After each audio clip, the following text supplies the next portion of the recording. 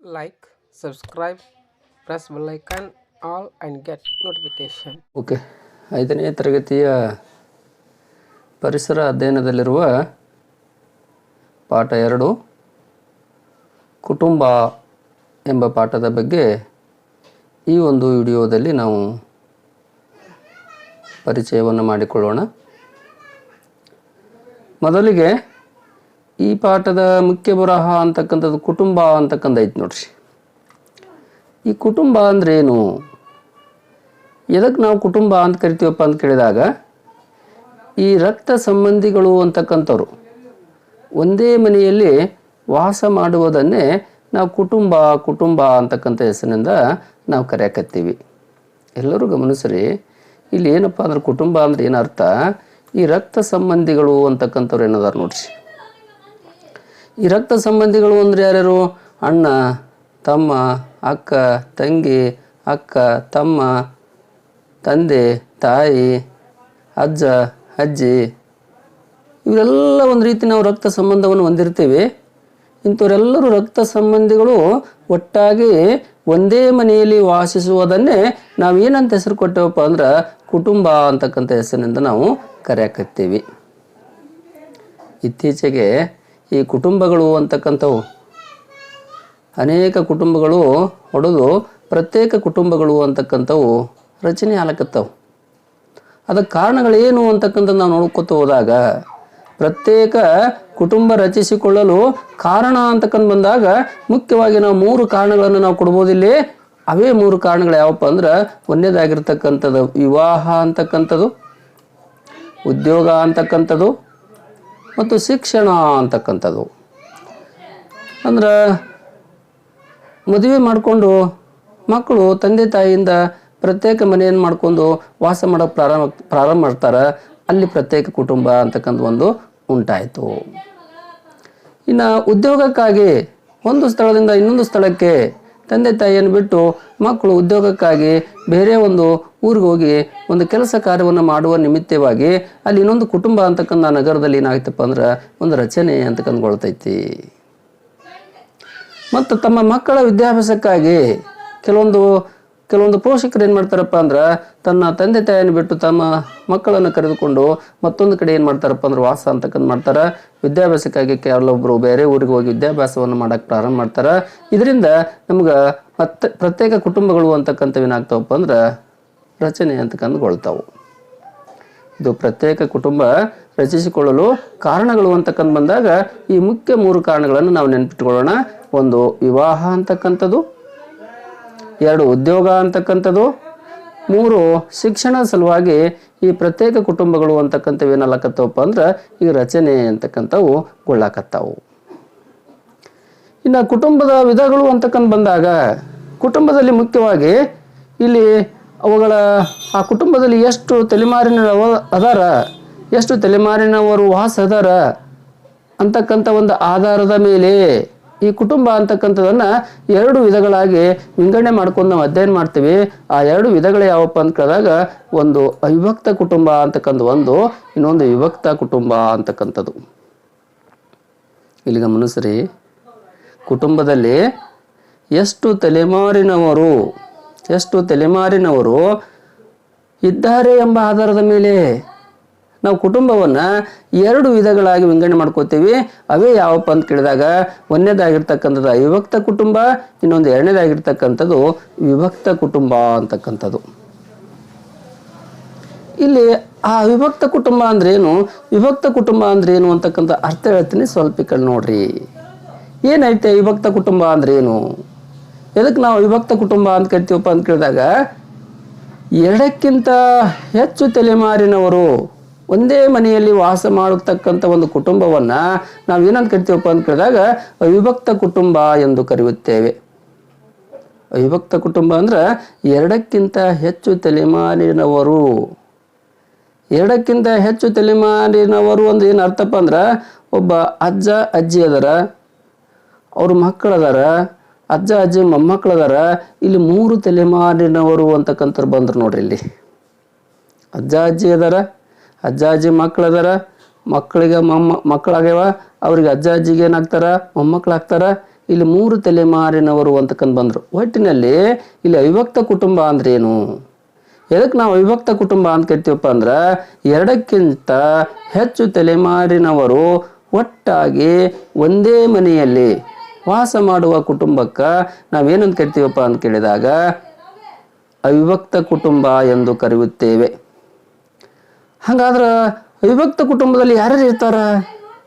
ಮುತ್ತಜ್ಜ ಇರ್ತಾನ, ಅಜ್ಜ ಇರ್ತಾನ, ಅಜ್ಜಿ ಇರ್ತಾಳ, ಅಪ್ಪ ಇರ್ತಾನ, ಮಕ್ಕಳು ಅಂತಕ್ಕಂತಿರ್ತಾರ, ಮೊಮ್ಮಕ್ಕಳು ಅಂತಕ್ಕಂಥವ್ರು ಒಂದೇ ಮನೆಯಲ್ಲಿ ಏನಾಗಿರ್ತಾರಪ್ಪ ಅಂದ್ರೆ ಎಲ್ಲರೂ ವಾಸ ಆಗಿರ್ತಾರೆ ನೋಡ್ರಿ.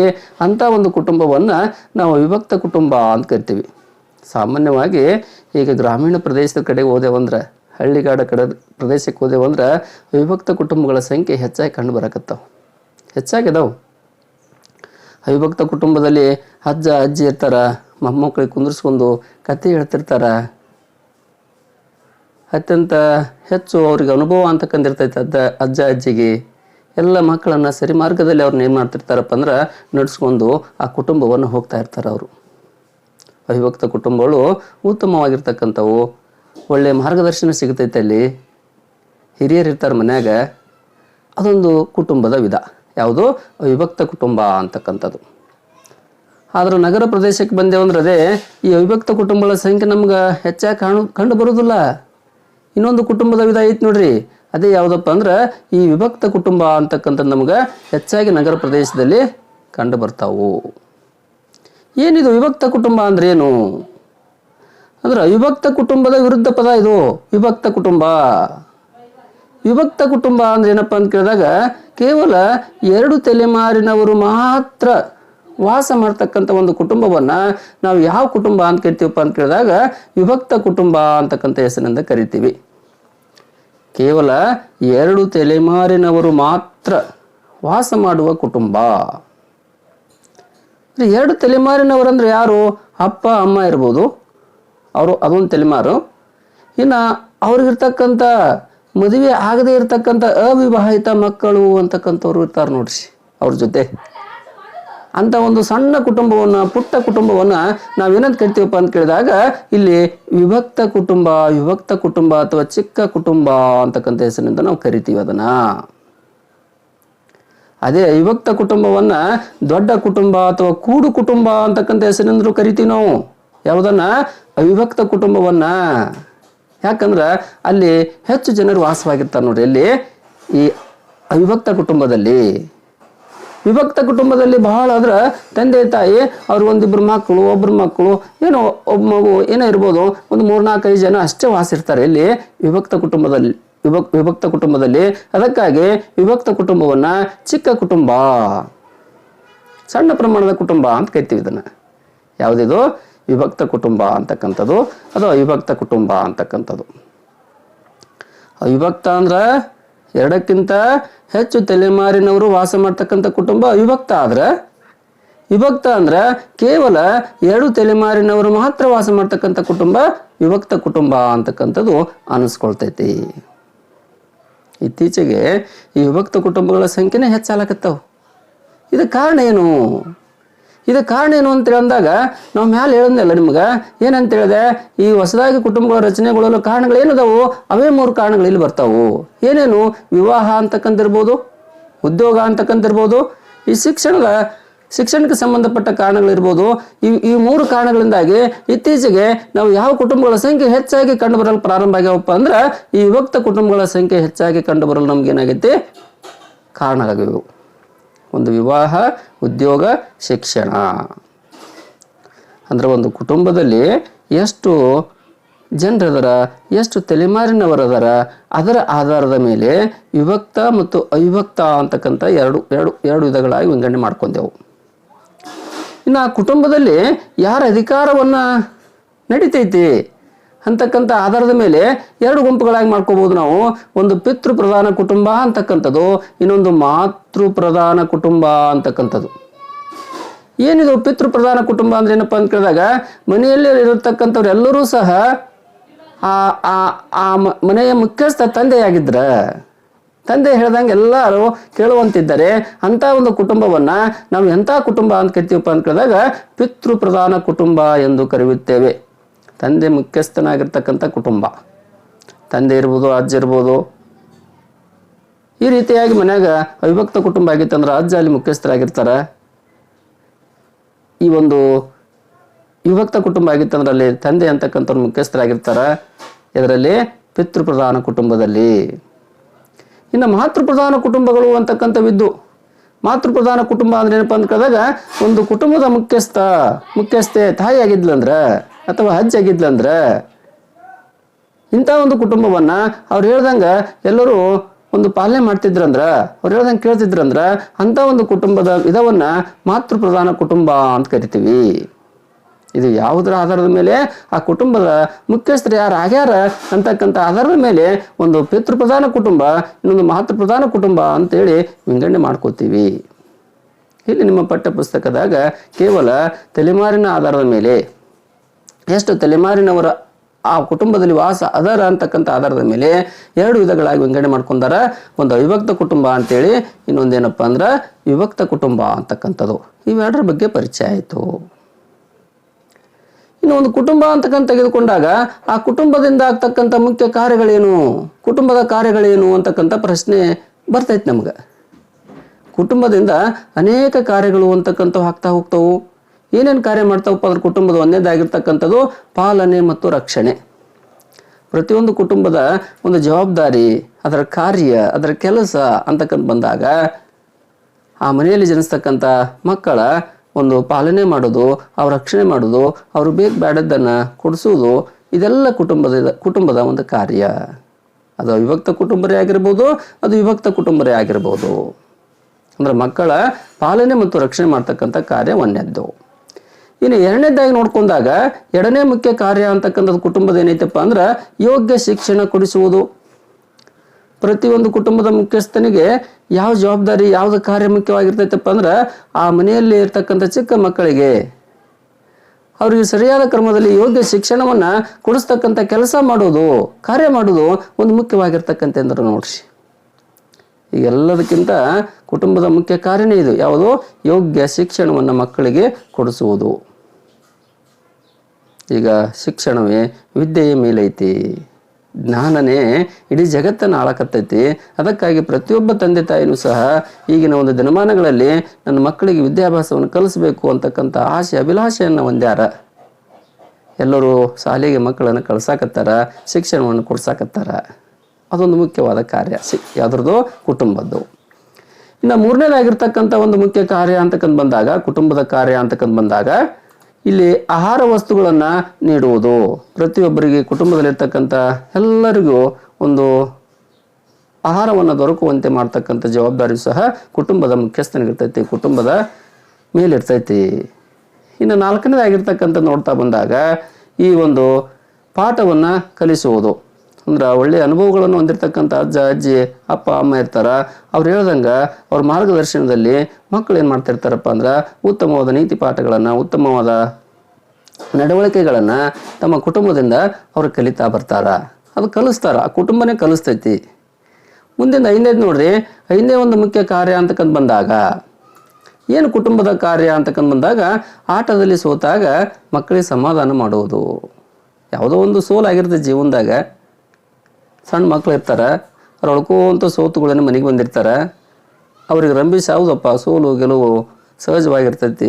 ಸೋಲು ಅಂತಕ್ಕಂಥದ್ದು ಗೆಲುವಿನ ಸೋಪಾನ, ಗೆಲುವಿನ ಮೆಟ್ಟಿಲು, ಅದನ್ನೇನು ಏನು ಚಿಂತೆ ಮಾಡಬೇಡ ಬಿಡು ಅಂತೇಳಿ ಅವ್ರಿಗೆ ಸಮಾಧಾನ ಮಾಡ್ತಕ್ಕಂಥ ಕಾರ್ಯ ಎದ್ರ ಮೇಲೆ ಇರ್ತೈತಪ್ಪ ಅಂದ್ರೆ ಕುಟುಂಬದ ಮೇಲೆ ಇರ್ತೈತಿ, ಕುಟುಂಬದಲ್ಲಿರ್ತಕ್ಕಂಥ ಸದಸ್ಯರ ಮೇಲೆ ಇರ್ತೈತಿ. ಇನ್ನು 6ನೇ ಒಂದು ಕಾರ್ಯ ಅಂತಕ್ಕಂಥ ಬಂದಾಗ, 6ನೇ ಒಂದು ಮುಖ್ಯ ಕಾರ್ಯ ಅಂತಕ್ಕಂಥ ಬಂದಾಗ ಕುಟುಂಬದ ರೋಗ ಬಂದಾಗ ಚಿಕಿತ್ಸೆ ಮಾಡುವುದು, ಚಿಕಿತ್ಸೆ ಕೊಡಿಸುವುದು.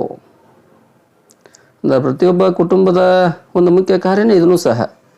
ಆರೋಗ್ಯ ತಪ್ಪತೈತಿ, ಮಕ್ಕಳಿಗಿರ್ಬೋದು, ಮೊಮ್ಮಕ್ಕಳಿಗಿರ್ಬೋದು, ಒಟ್ಟು ಮಕ್ಕಳಿಗೆ ಯಾರಿಗೆ ಇರ್ಬೋದು, ಒಂದು ಆರೋಗ್ಯ ತಪ್ಪಿದಾಗ, ಆರಾಮಿಲ್ಲಾರ್ದಾಗ ಹೋಗಿ ವೈದ್ಯರ ಹತ್ರ ಕರ್ಕೊಂಡು ಹೋಗಿ ಚಿಕಿತ್ಸೆ ಕೊಡಿಸುವುದು, ಇದನ್ನು ಒಂದು ಕುಟುಂಬದ ಮುಖ್ಯ ಕಾರ್ಯನೇ. ಇನ್ನು ಪ್ರೀತಿ ವಾತ್ಸಲ್ಯ ತೋರಿಸುವುದು. ಆಮೇಲೆ 8ನೇದಾಗಿರ್ತಕ್ಕಂಥದ್ದು ಈ ಒಂದು ಅವಶ್ಯಕತೆಗಳನ್ನು ಪೂರೈಸುವುದು. ಮಕ್ಕಳಿಗೆ ಬೇಕಾಗಿರ್ತಕ್ಕಂಥ ಪುಸ್ತಕ, ನೋಟ್ ಪುಸ್ತಕ, ಅವ್ರಿಗೆ ಅಂಗಿ, ಬಟ್ಟೆ ಬರೀ ಎಲ್ಲ ಪೂರೈಕೆ ಮಾಡ್ತಕ್ಕಂಥ ಜವಾಬ್ದಾರಿನೂ ಯಾರ ಮೇಲೆ ಇರ್ತೈತಪ್ಪ ಅಂದ್ರೆ ಕುಟುಂಬದ ಮೇಲೆ ಇರ್ತೈತಿ. ಇವಿಷ್ಟು ಕುಟುಂಬದ ಒಂದು ಮುಖ್ಯ ಕಾರ್ಯಗಳು ಅಂತಕ್ಕಂಥವು. ಅಂದರೆ ಕುಟುಂಬದ ಕಾರ್ಯಗಳು ಅಂತಕ್ಕಂಥ ಬಂದಾಗ ಮಕ್ಕಳ ಪಾಲನೆ ಮತ್ತು ರಕ್ಷಣೆ ಮಾಡುವುದು, ಯೋಗ್ಯ ಶಿಕ್ಷಣ ಕೊಡಿಸುವುದು, ಆಹಾರ ವಸ್ತುಗಳನ್ನು ನೀಡುವುದು, ಪಾಠವನ್ನು ಕಲಿಸುವುದು, ಆಟದಲ್ಲಿ ಸೋತಾಗ ಸಮಾಧಾನ ಮಾಡುವುದು, ರೋಗ ಬಂದಾಗ ಚಿಕಿತ್ಸೆ ಮಾಡುವುದು, ಪ್ರೀತಿ ವಾತ್ಸಲ್ಯ ತೋರುವುದು, ಅವಶ್ಯಕತೆಗಳನ್ನು ಪೂರೈಸುವುದು ಅಂತಕ್ಕಂಥವು ಇವು ಕುಟುಂಬದ ಮುಖ್ಯ ಕಾರ್ಯಗಳು. ಇನ್ನು ಮುಂದೆ ನೋಡಿದಾಗ ಈ ಪಾಠದಾಗ ನಿಮ್ಗೆ ಏನು ತಿಳಿಸ್ಯಾರಪ್ಪ ಅಂದ್ರೆ ಕುಟುಂಬದಿಂದ ನಾವು ಕಲಿಯುವ ಒಳ್ಳೆಯ ಗುಣಗಳೇನು. ಕುಟುಂಬದಿಂದ ಸಾಕಷ್ಟು ನಾವು ಕಲಿತಾ ಬರ್ತೀವಿ. ಕುಟುಂಬದಿಂದ ನಾವು ಸಾಕಷ್ಟು ಮಾಹಿತಿಯನ್ನು ಪಡ್ಕೋತಾ ಬರ್ತೀವಿ. ಒಂದು ಮಗುವಿನ ಮೊದಲ ಗುರು ಯಾರಪ್ಪ ಅಂದ್ರೆ ತಾಯಿನೇ. ತಾಯಿ ಎಲ್ಲಿರ್ತಾಳೆ? ಕುಟುಂಬದಲ್ಲಿ ಇರ್ತಾಳೆ. ಅಂದ್ರೆ ತಾಯಿ ಏನು ಕಲಿಸ್ತಾಳ ಆ ಮಕ್ಕಳು ಏನು ಮಾಡ್ತಿರ್ತಾರಪ್ಪ ಅಂದ್ರೆ ಕಲಿತಾ ಇರ್ತಾರೆ ನೋಡ್ರಿ. ಆ ಕುಟುಂಬದಲ್ಲಿರ್ತಕ್ಕಂಥ ಪ್ರತಿಯೊಬ್ಬರಿಂದ ನಾವು ಕಲಿತಕ್ಕಂಥದ್ದು ಏನಪ್ಪ ಅಂದ್ಕೊಂಡಾಗ ಒಂದು ಸಹನೆ ಅಂತಕ್ಕಂಥದ್ದು, ಸಹಬಾಳ್ವೆ ಅಂತಕ್ಕಂಥದ್ದು, ಹೊಂದಾಣಿಕೆ ಅಂತಕ್ಕಂಥದ್ದು, ವಾತ್ಸಲ್ಯ ಅಂತಕ್ಕಂಥದ್ದು, ಪ್ರೀತಿ ಅಂತಕ್ಕಂಥದ್ದು, ಅನೇಕ ಉತ್ತಮವಾದ ಆಚಾರ ವಿಚಾರ ರೂಢಿ ಪದ್ಧತಿಗಳು ಅಂತಕ್ಕಂಥವನ್ನ ನಾವು ಕುಟುಂಬದಿಂದಲೇ ಕಲಿತೀವಿ ನೋಡ್ರಿ. ಅಂದ್ರೆ ಆ ಕುಟುಂಬದಲ್ಲಿರ್ತಕ್ಕಂಥವ್ರು ಉತ್ತಮವಾಗಿದ್ರ ಆ ಕುಟುಂಬದಲ್ಲಿ ಬೆಳೀತಕ್ಕಂಥ ಮಕ್ಕಳು ಸಹ ಉತ್ತಮವಾಗಿ ಬೆಳವಣಿಗೆ ಆಗ್ತಾರ. ಅಂದ್ರೆ ಆ ಕುಟುಂಬದಿಂದ ನಾವು ಕಲಿತಕ್ಕಂಥ ಒಳ್ಳೆಯ ಒಂದು ಗುಣಗಳು ಅಂತಕ್ಕಂಥ ಬಂದಾಗ ಸಹಬಾಳ್ವೆ, ಎಲ್ಲರ ಒಂದಿಗೆ ಪ್ರೀತಿ ವಿಶ್ವಾಸದಿಂದ ಅನ್ಯೋನ್ಯತೆಯಿಂದ ಒಂದು ಬಾಳ್ವೆ ಮಾಡುವುದು, ಜೀವನ ನಡೆಸುವುದು. ಅದನ್ನು ನಾವು ಎಲ್ಲಿಂದ ಕಲಿತೀವಪ್ಪ ಅಂದ್ರೆ ಕುಟುಂಬದಿಂದಲೇ ಕಲಿತೀವಿ. ಇನ್ನು ಹೊಂದಾಣಿಕೆ, ಯಾವುದೇ ಒಂದು ಪ್ರದೇಶಕ್ಕೆ ಹೋದ್ರೂ ಸಹ ಅಲ್ಲಿರ್ತಕ್ಕಂಥ ಜನರೊಂದಿಗೆ ಹೊಂದಾಣಿಕೆ ಆಗ್ತಕ್ಕಂಥ ಮನೋಭಾವನೆ ನಾವು ಕಲಿಯೋದು ಎಲ್ಲಪ್ಪ ಅಂದ್ರೆ ಕುಟುಂಬದಲ್ಲಿ ಕಲಿತೀವಿ. ಕುಟುಂಬದಲ್ಲಿ ಅಣ್ಣನ ಜೊತೆ, ತಮ್ಮನ ಜೊತೆ, ಅಕ್ಕನ ಜೊತೆ, ಅಜ್ಜನ ಜೊತೆ, ಅಜ್ಜಿ ಜೊತೆ, ಎಲ್ಲರ ಜೊತೆ ನಾವು ಏನಾಗಿರ್ತೀವಪ್ಪ ಅಂದ್ರೆ ಹೊಂದಾಣಿಕೆಯಾಗಿ ನಾವು ಜೀವನ ನಡ್ಸಕತ್ತಿರ್ತೀವಿ. ಆ ಹೊಂದಾಣಿಕೆ ಅಂತಕ್ಕಂಥದ್ದು ಏನೈತಲ್ಲ ಅದು ನಮ್ಮ ಕುಟುಂಬದಿಂದಲೇ ನಾವು ಕಲಿಬೇಕು. ನಾವು ಎಲ್ಲಿ ಹೋದ್ರೂ ಸಹ ಹೊಂದಾಣಿಕೆಯಾಗಿ ಇರುವುದನ್ನು ನಾವು ಜೀವನದಾಗ ಅಳವಡಿಕೆ ಮಾಡ್ಕೋಬೇಕು. ಅಂದಾಗ ನಾವು ಎಲ್ಲಿ ಹೋದ್ರೂ ಸಹ ನಾವೇನಾಗಿರ್ತೀವಪ್ಪ ಅಂದ್ರೆ ಸುಖ ಶಾಂತಿಯಿಂದ ಸಮೃದ್ಧಿಯಿಂದ ಇರ್ತೀವಿ ಹೊಂದಾಣಿಕೆಯಿಂದ ಇದ್ದೇವಂದ್ರೆ. ಇನ್ನು ವಾತ್ಸಲ್ಯ ಅಂತಕ್ಕಂಥದ್ದು, ಪ್ರೀತಿ ಅಂತಕ್ಕಂಥದ್ದು, ರೂಢಿ ಪದ್ಧತಿಗಳು ಅಂತಕ್ಕಂಥವು ಇವೆಲ್ಲವನ್ನ ನಾವು ಎಲ್ಲಿಂದ ಕಲಿತೀವಪ್ಪ ಅಂದ್ರೆ ಈ ಕುಟುಂಬದಿಂದಲೇ ನಾವು ಏನು ಮಾಡ್ತೀವಿ? ಕಲಿತೀವಿ. ಇನ್ನು ಈ ಕುಟುಂಬದಲ್ಲಿ ಈ ಒಂದು ಪಾಠದಲ್ಲಿ ಮುಂದೆ ಮುಖ್ಯವಾಗಿ ನಿಮ್ಗೆ ಪ್ರಶ್ನೆ ಕೇಳುವುದೇ ಎಲ್ಲಿ ಕೇಳ್ತಾನಪ್ಪ ಅಂದ್ರೆ ಈ ಮುಂದಿನ ಭಾಗದಲ್ಲೇ ಕೇಳ್ತಾನ. ಅದು ಮೊರಾರ್ಜಿ ದೇಸಾಯಿ ವಸತಿ ಶಾಲೆಗಳ ಪ್ರವೇಶ ಪರೀಕ್ಷೆ ಇರ್ಬೋದು, ಆದರ್ಶ ವಿದ್ಯಾಲಯಗಳ ಪ್ರವೇಶ ಪರೀಕ್ಷೆ ಇರ್ಬೋದು, ಇನ್ನಿತರ ಯಾವುದೇ ಒಂದು ಸಾಮಾನ್ಯ ಜ್ಞಾನದಲ್ಲಿ ಬಂದಿರತಕ್ಕಂಥ ಪ್ರಶ್ನೋತ್ತರಗಳಿರ್ಬೋದು. ಅಂತಹ ಪ್ರಶ್ನೆಗಳಿಗೆ ಎಲ್ಲಿ ಕೇಳ್ತಾನಪ್ಪ ಅಂದ್ರೆ ಮುಂದೆ ಬರ್ತಕ್ಕಂಥ ಹೆಡ್ಲೈನ್ ಏನೈತೆ ಅಂದ್ರೆ ಇಲ್ಲಿದ್ರ ಮೇಲೆ ಕೇಳ್ತಾನ. ಏನಪ್ಪ ಅಂದ್ರೆ ಅದೇ ವಂಶವೃಕ್ಷ ಅಂತಕ್ಕಂಥದ್ದು. ಏನಿದು ವಂಶವೃಕ್ಷ ಅಂದ್ರೆ ಏನು? ಎದಕ್ಕೆ ನಾವು ವಂಶವೃಕ್ಷ ಅಂತ ಕರಿತೀವಪ್ಪ ಅಂತ ಕೇಳಿದಾಗ ಇಲ್ಲಿ ಗಮನಿಸ್ತಾ ಬರ್ರಿ, ಈ ಒಂದು ಕುಟುಂಬದಲ್ಲಿರ್ತಕ್ಕಂಥ ತಲೆಮಾರುಗಳು ಅಂತಕ್ಕಂಥ ಏನಾದಾರ ನೋಡ್ರಿ. ಕುಟುಂಬದಲ್ಲಿನ ದೀರ್ಘಕಾಲದ ತಲೆಮಾರುಗಳ ಸಂಬಂಧವನ್ನ ರೇಖಾಚಿತ್ರದ ಮೂಲಕವಾಗಿ ತಿಳಿಸುವುದನ್ನೇ ವಂಶವೃಕ್ಷ ಎಂದು ಕರೆಯುತ್ತೇವೆ. ಈ ಕುಟುಂಬದಲ್ಲಿನ ದೀರ್ಘಕಾಲದ ತಲೆಮಾರುಗಳ ಸಂಬಂಧವನ್ನ ರೇಖಾಚಿತ್ರದ ಮೂಲಕವಾಗಿ ತಿಳಿಸುವುದನ್ನೇ ವಂಶವೃಕ್ಷ ಅಂತಕ್ಕಂಥ ಹೆಸರಿನಿಂದ ನಾವು ಕರಿತೀವಿ. ಇಲ್ಲಿ ವಂಶವೃಕ್ಷವನ್ನು ರಚಿಸುವಾಗ, ವಂಶವೃಕ್ಷವನ್ನು ತಯಾರಿಸುವಾಗ ನಾವು ಯಾವುದರ ಆಧಾರದ ಮೇಲೆ ನಾವು ತಯಾರು ಮಾಡ್ತೀವಪ್ಪ ಅಂತ ಕೇಳಿದಾಗ ಮಕ್ಕಳ ಹೆಸರನ್ನ ಹೇಗೆ ಬರಿತೀವಪ್ಪ ಅಂತ ಕೇಳಿದಾಗ ಅವರ ಹಿರಿತನಕ್ಕೆ ತಕ್ಕಂತೆ ಮೊದಲು ದೊಡ್ಡವರ ಹೆಸರು ಬರಿತೀವಿ, ಆಮೇಲೆ ಚಿಕ್ಕವರ ಹೆಸರನ್ನು ಬರ್ಕೋತಾ ಹೋಗ್ತಾರೆ. ಇಲ್ಲಿ ವಂಶವೃಕ್ಷದಲ್ಲಿ ವಂಶವೃಕ್ಷವನ್ನು ರಚಿಸುವಾಗ ಮಕ್ಕಳ ಹೆಸರನ್ನು ಹೇಗೆ ಬರೆಯುತ್ತಾರೆ ಅಂತಕ್ಕಂಥ ಪ್ರಶ್ನೆ ಬಂದಾಗ ಮಕ್ಕಳ ಹೆಸರನ್ನ ಹಿರಿತನಕ್ಕೆ ಅನುಗುಣವಾಗಿ ವಂಶವೃಕ್ಷದಲ್ಲಿ ಮಕ್ಕಳ ಹೆಸರನ್ನ ಬರಿತಾ ಹೋಗಿರ್ತಾರ. ವಂಶವೃಕ್ಷ ಅಂದ್ರೆ ಏನು? ವಂಶವೃಕ್ಷವನ್ನ ಯಾವುದರ ಅನುಗುಣವಾಗಿ ಬರಿಬೇಕು ಅಂತಕ್ಕಂಥ ಬಂದಾಗ ಮಕ್ಕಳ ಹೆಸರನ್ನ ಹಿರಿತನಕ್ಕೆ ಅನುಗುಣವಾಗಿ ಬರಿಬೇಕು. ಇನ್ನು ವಂಶವೃಕ್ಷದಲ್ಲಿ ಬಳಸುವ ಸಂಕೇತಗಳು ಭಾಳ ಮುಖ್ಯವಾಗಿ ಪ್ರಶ್ನೆ ಇಲ್ಲೇ ತೆಗಿತಾನೆ ನೋಡ್ರಿ ನಮಗೆ.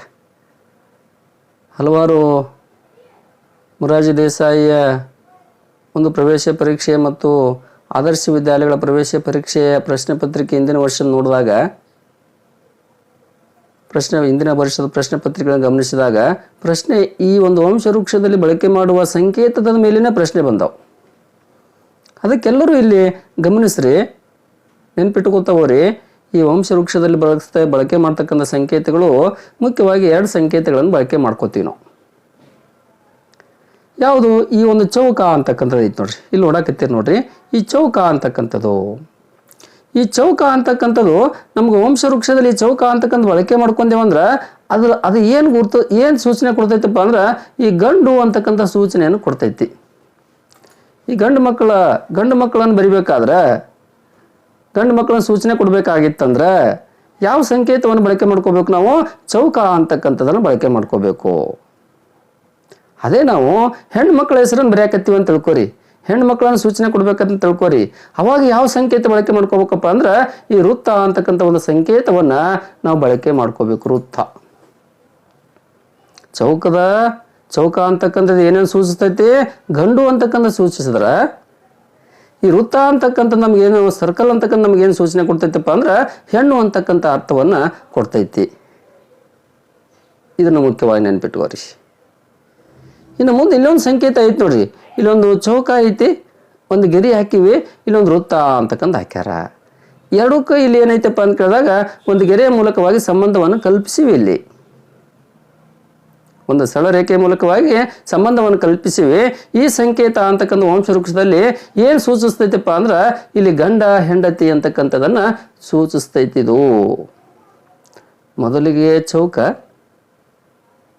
ಮಧ್ಯದ ಗೆರೆ, ಆಮೇಲೆ ವೃತ್ತ. ಇಲ್ಲಿ ನೋಡಕತ್ತೀರಿ ನೀವು ಸ್ಕ್ರೀನ್ ಮೇಲೆ. ಇದು ಏನನ್ನ ಸೂಚಿಸ್ತೈತಿ?